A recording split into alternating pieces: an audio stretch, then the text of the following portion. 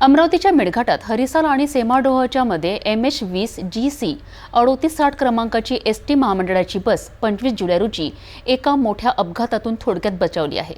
ही बस रस्त्याच्या कडेला असलेल्या मातीमुळे घसरून थेट झाडावर आदळली आहे। या अपघातात 6 ते 8 प्रवासी जखमी झाले असून त्यांना उपचाराकरिता परतवाडा येथे हलवण्यात आले आहे।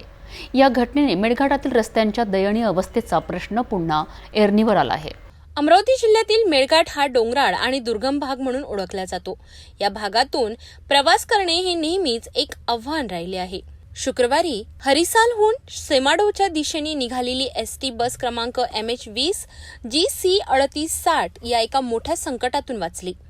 ही बस रस्त्याच्या कडेला असलेल्या साईड पट्टीवरील मुरमाऐवजी वापरलेल्या मातीमुळे घसरली आणि चालकाचे नियंत्रण सुटले।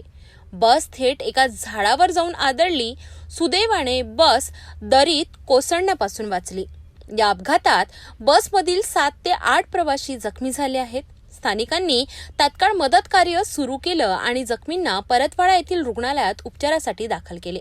या घटनेमुळे पुन्हा एकदा मेळघाटातील रस्त्याच्या निकृष्ट दर्जाची चर्चा सुरू झाली आहे।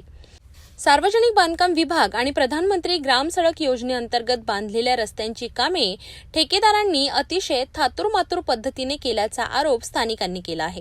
अनेक ठिकाणी साईड पट्ट्यांवर मुरमाडाऐवजी मातीचा वापर केल्याने असे अपघात वारंवार घडत आहेत, ज्यामुळे नागरिकांना आपला जीव गमवावा लागत आहे।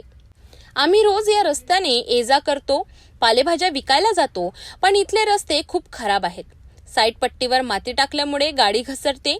बस सुद्धा यामुळेच अपघातग्रस्त झाली। सरकारनं याकडे लक्ष द्यायला पाहिजे, नाहीतर अजून कितीतरी जीव जातील, अशी प्रतिक्रिया स्थानिक नागरिकांनी दिली।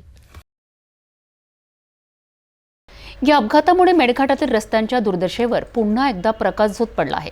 ठेकेदारांच्या निकृष्ट कामामुळे निष्पाप नागरिकांचा जीव धोक्यात येत आहे। प्रशासनाने यावर तात्काळ लक्ष देऊन रस्त्यांची दुरुस्ती करावी आणि दोषींवर कारवाई करावी, अशी मागणी आता जोर धरत आहे।